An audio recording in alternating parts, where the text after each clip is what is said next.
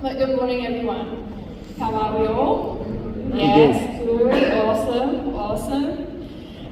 So I'm up here this morning because chaplains of Roma, well, everywhere, we go around and we visit churches and we introduce ourselves and we just kind of give them a bit of a rundown of who we are and what we're doing. So I'm Amanda, if you don't know me already, and I'm the school chaplain at the Roma State College at the senior campus and the middle campus.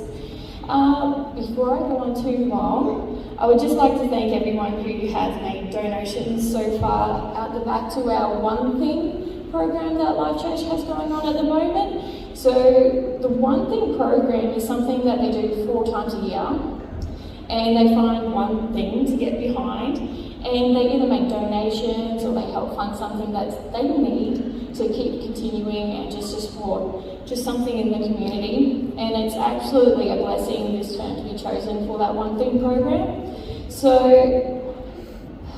it's actually really great to have that this time, because as I've just come into the school, we have a program that the kids have actually initiated themselves, and that program's kind of based around the games. We've started with 3 children that come in at lunchtime, and they just want to play some card games, and it ended up being 15 children towards the end of the year. So that was immensely successful, and that was just run by a card game that I bought from home myself, and it's just gone and it's run amazingly.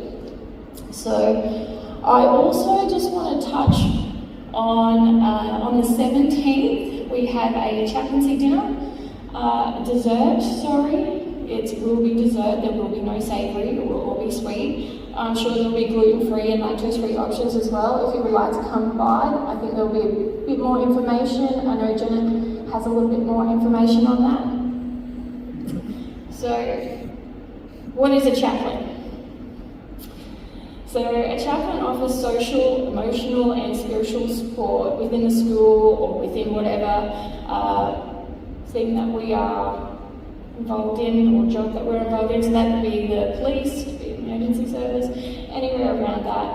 And what we do is we offer partial care by mentoring and practical help with things like bullying, grief, stress, self-esteem, confidence building, and we also offer a bit of help around family breakdown situations. So that looks like we do that in the way of programs where we build those social skills, and we help promote confidence and emotional regulation. We organise activities such as the games out the front there. We organise just anything in the lunchtime, play a bit of sport with the kids, handball, those kinds of things. We also offer support to the parents and teachers as well. So you can know that it's not all just about the children, but we can see that there's a lot of stress for teachers and parents coming into the school as well. There's a lot of things that go on there. And we offer spiritual guidance and prayer when asked. But also no chaplain is the same. So if you've met a chaplain before and then you come into school and you go, oh, Mandy, she's not what I thought she was, or hey, she's better than I thought she was. Well, that's just because we're not all the same. We all do different things. So why is it important? I guess on my first day coming into the school, I sat down on this bench. And on this bench, there were 3 other children. They're like, hey Mandy, come here, Chappy Mandy, oh, it's nice to meet you. I didn't know any of these kids, it's great. They just saw me at the parade, they kind of come over here, come sit down. And I sat down beside them and I thought it was great. I was like, these kids, they want to talk to me. Like, oh, they don't even know me. That's great. But as I sat down and I started talking to these kids, they started telling me the stories about their family and where they come from and what they're going through, and I realised that every single child sitting on that bench, they didn't live with their parents. Breaks my heart. These tears are for them if I cry, not for myself. But it runs so deep in me. And I just thought, wow, this is why I'm here. They live with their uncles, they live with their grandparents, they live with those things, and they just really needed someone to talk to. And it kind of made me think of my first experience with the chaplain. So my story is a little bit unique. It comes into what Matt was saying this morning. I did not grow up in the church. It was a little bit rocky for me. If you've ever heard the term drug, sex, rock and roll, has anyone heard that term? Yeah. That was my life right there. Drug, sex, rock and roll. But as a child, that's what I grew into. So we met some pretty cool people.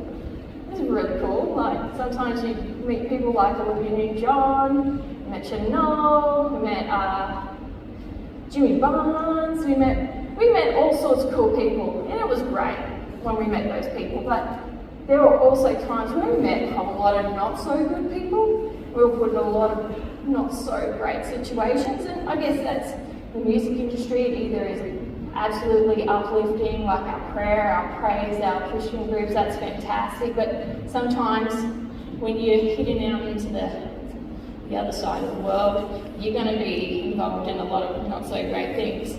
So we lived out at pubs, and we saw an unbelievable amount of violence.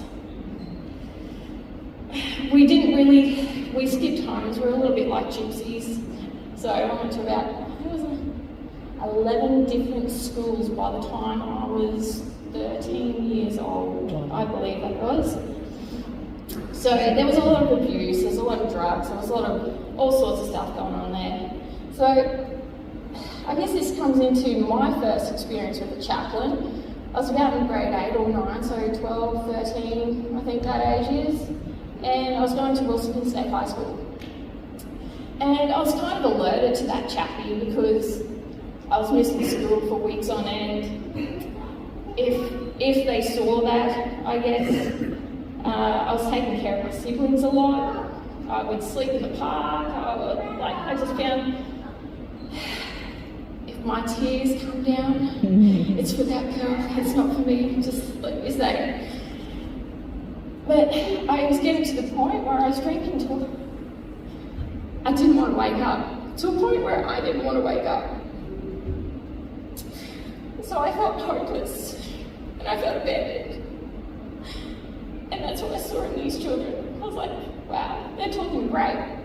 But on the inside, they are so broken, these things that happen to them. And I guess the teachers, they don't have the capacity to kind of come in. They see you out there. They say, oh, there's this kid right at the back of the classroom, looking all shabby, smells a bit funny, you know. Ooh, they're not really talking to people. You know, they sit there and they go, oh, I really wish I could do something for them. I have 20 other kids in this classroom. What can I do? What can I do? And that's where Chappy comes in. That's where we come in. We come in and we just love them. We support them. We hear them out. We get them some guidance. We get them support where they need that support as well. So this Chappy, she was amazing. If I ever get to meet this lady, I would be over the moon to tell her where I am today. But she showed me such kindness, such compassion. She didn't judge me for the way I looked, probably the way I smelled, just my disconnection from people at that time. But she'd go out of her way to kind of say hello. She took me into a bit of a cooking class, which actually really helped me in my future. Played a bit of games, took me to the Bunny Mouse, did all these really cool things. What she did, really, was she confused me at first. She confused me because I was going, why is she talking to me? Look at me, no one talks to me. No one shows me this kindness. So it was like a really new thing to be in high school and shown that sort of thing. And she was kind of simply being, I would explain it in a verse, I guess. Could we pop up that first verse of Matthew? That's it. Matthew 5:13. You are the salt of the earth, but what good is salt if it has lost its flavour? Can you make it salty again? it will be thrown out and trampled underfoot as worthless. It's one of my favourite verses. So, what does salt do? What does salt do? It preserves. So it adds flavour. It prevents decay, and it's a vital part of our society. In this context, the earth is described as a good, honest, reliable, humble person who adds flavour to other people by serving in the goodness of God. So this chaplain, she was my bearer of salt. She took this broken little thing and she added a little bit of salt to that. She woke me up. She was, hey, here's my salt. And, you know, after a while, this lady, we started talking about God. She started taking me to Bible study. We went to some youth groups a little bit. So she kind of took me out. Chaplain's it's a little bit different these days, but she actually started bringing me into a godly place and teaching me that God loves me. And maybe I didn't pick that up at that point. It would be many years later until that I picked that up. But that was my little mustard seed right there. Has everyone heard the term the mustard seed? One of the smallest seeds grows into one of the biggest trees. And right there, that was a massive turning point in my life. That I did not have to be what I was coming from.